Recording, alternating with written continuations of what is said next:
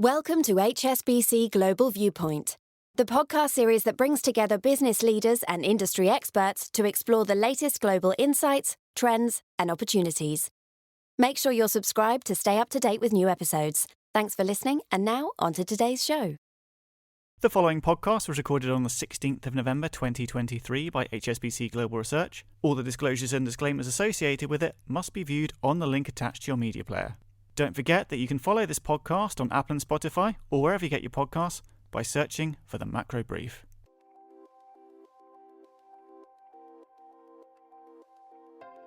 Hello and welcome to the Macro Brief. I'm your host, Piers Butler in London. It's been an uncertain year for investors with low growth, high inflation and soaring bond yields, providing a challenging backdrop.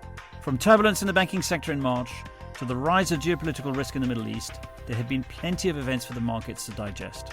As we edge towards the end of the year, attention is turning to the outlook for 2024. Today, we're going to be speaking with Max Kettner, our Chief Multi-Asset Strategist, and also look at some of the pushbacks he's been getting from investors on his positive outlook. Max, welcome to the podcast. Thank you very much for having me. So broadly speaking, it's fair to say that you are reasonably positive about the outlook for 2024? Yes, that's correct. So we haven't really changed our view over the last couple of months. We've been pretty constructive on risk assets more broadly since the start of the year. There's obviously been some concerns, right, around the banking sector in the US in March and April. There's been some concerns around overheating growth, particularly in the US in September and October. But suffice to say, look, as long as growth expectations, both on the bottom-up side, so on earnings, and also growth expectations top-down, GDP, for example, for the US, as long as they continue to be really, really low, which is exactly what we're seeing right now, that's really good for risk assets broadly, right? So on the back of having published your multi-asset direction, you went on the road and spoke to investors, and you've had some pushback on your view. And the first one, which we hear a lot in the press as well, is that a lot of indicators are supposedly flashing recession signals for the US. Why are you not sort of taking that into account? Well, the reality is that it's a bit of a discussion which a lot of people hate, but we have to do it sometimes. It's a discussion around levels versus changes. When we look, for example, at the unemployment rate in the US, fair enough, the change in the unemployment rate is definitely going up. We are seeing a higher unemployment rate compared to where we were at the end of last year, for example. But what we've got to realize is when we look at, for example, the level of the unemployment rate in the US, still really, really, really low. When we look at initial jobless claims in the US, what we're seeing is it's still close to a 50-year low, right? It's still really, really close to a 50-year low. So yes, fair enough, the change in the unemployment rate is positive, and that typically looks like it's a precursor of a recession. The change in initial jobless claims is also positive, but when we look, for example, at the level of jobless claims, it's still only around 30,000 above the, I think, 50 or 60-year low, right, in jobless claims. And, typically what we've seen over the last 40, 50 years is that the absolute low in jobless claims was around about 300,000, right? Now we're still talking about 220,000. So we're still way below the typical lows that we've seen before, really people are starting to talk about an overheating economy in the last sort of 3-4 decades. So levels matter. Give us another example. I thought the one in your report about credit card delinquencies was also quite telling.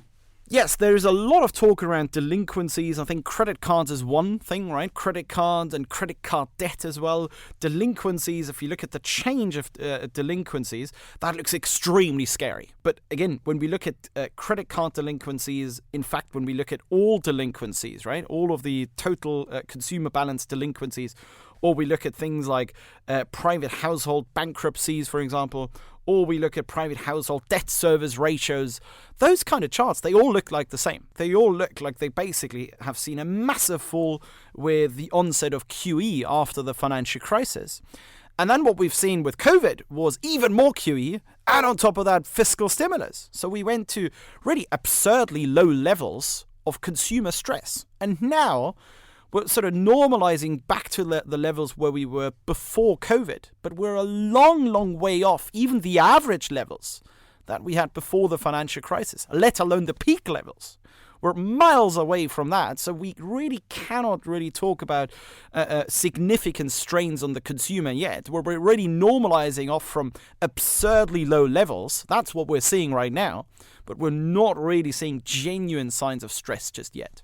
So, Max, can I challenge you on that? Because obviously during COVID, this enormous amount of excess savings built up in the system, but surely that's been exhausted, no? So it's a funny discussion because I think we've checked the first time where there's some articles out on the depletion of excess savings has literally been in the summer of 2020. So we've been talking about, those excess savings running out for the best part of the last 3.5 years. And it turns out when we look, for example, at the San Francisco Fed, they've just put out the new estimate of excess savings, which still puts it at around 500 billion. The bigger issue here, I think, is that the estimation of excess savings is really prone to an estimation error because you need to make really, really strong assumptions in order to arrive at these levels of excess savings, right? It depends on whether you use fixed assumptions or variable assumptions. It depends on whether you say, I think the trend rate of the savings rate should be at least 5 to 10 years long. Or other people would say, but we've seen the Trump tax cuts in 2018 and 2019, so we should only use those years for the trend rate. And depending on what kind of trend you use, you get vastly different estimates of excess savings. So from that angle, it's really, really uncertain, right, where really excess savings are. I think one of the things that we've got to bear in mind is that particularly low-income household wage growth has been really, really high and really been picking up in the last couple of years. And that's good. That's good for consumption, right? It's particularly those households, those consumers that are really spending the most money, and they have seen the highest wage growth, right? So away from excess savings, we're also seeing the flow. So wages being actually much more supportive, particularly for those households that are spending more money. So let's move away from the data and maybe talk about sentiment. And I know you track sort of sentiment data and what real money is doing. What are the latest indicators there? So we have one indicator, for example, that tracks real money sentiment among sort of the largest asset managers, real money asset managers worldwide. And the interesting thing over the last 12 months was that the sentiment on equities and high yield credit hasn't really changed. So on aggregate, real money investors still continue to be underweight equities and high yield, so still hold this risk-off stance. The only changes that I think over the last sort of 2-3 months, we've seen incrementally a bit more sort of neutrality in equities. More and more investors moving towards a bit of more of a neutral stance, but still no way really near a risk-on stance or even an overweight in high yield or in equities. The final pushback, which is one that has concerned me, is that when you look at the US equity indices, the S&P 500 or the NASDAQ, the performance has been really skewed towards a small number of very large market capitalized tech names. Isn't there a risk associated there?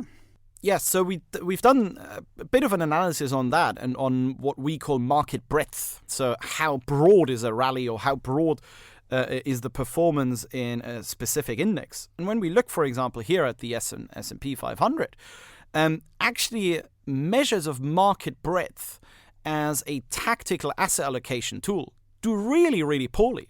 In fact, what we've seen is that on average, if market breadth is really poor, that tends to be followed by actually good performance of equities. Not like what people expect, that if market breadth is poor, that is a precursor of really, really bad performance. But the more important point to bear in mind in that analysis is that that's really on average. If we look at the pattern, there is no discernible pattern. So we go from sort of minus 15%, sometimes it's plus 15%. It's really all over the place. So what it means in plain English is market breadth as an indicator, as a tactical asset allocation indicator, just does really, really poorly. Conceptually, theoretically, it might be concerning, but empirically, there is no real evidence for that. So if you're not worrying about market breadth and you've dealt with quite a few of these pushbacks, what are you worried about? I am most worried about overheating. So because expectations both on the earnings side and the top-down growth side, because those expectations continue to be so low, it doesn't take an awful lot to have really very, very strong positive activity surprises. And that's been the big, significant difference in the third quarter compared to the first half of this year. In the first half of this year, we had, US GDP growth round about potential. A bit stronger, but, nothing where really we had to worry about, is this too strong in order for us to really bring inflation down? And that really changed in Q3, right? We had a blowout quarter. We had almost 5% GDP growth. Suddenly we had to worry about, with 5% GDP growth, there is no way we're going to get inflation down. And I think that's the biggest risk. It's not the recession. The recession, it can't really be a risk because like we said, right? Like we said earlier, on aggregate, investors are still underweight equities and are still underweight in high yield credit and overweight in sovereigns and in IG credit, right? So on aggregate, they are positioned for that. So if they're positioned for that, by definition, it can't be a risk.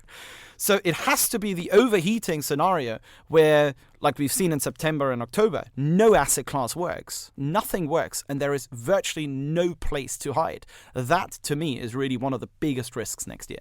All right, well, we'll see how it plays out in 2024. But for today, thank you very much for joining us. Thank you very much for having me. Before we go, here are a couple of things to highlight from the team at Global Research. James Pomeroy, global economist, has been considering the future of food. With the population set to rise to around 9 billion over the next 20 years, will there be enough to go round?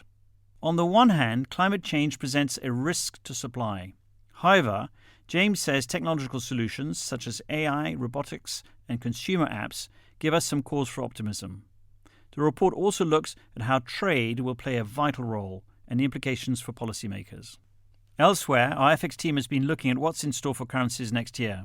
They expect the US dollar to stay strong in 2024, aided by soft global growth and comparatively high US yields. It's a more challenging outlook here in Europe, though, where they expect the euro and sterling to remain under pressure. For more information on anything we've talked about today, or for any questions, comments or feedback, please email askresearch@hsbc.com. So that wraps things up for another week. Thanks very much for listening. We'll be back next week.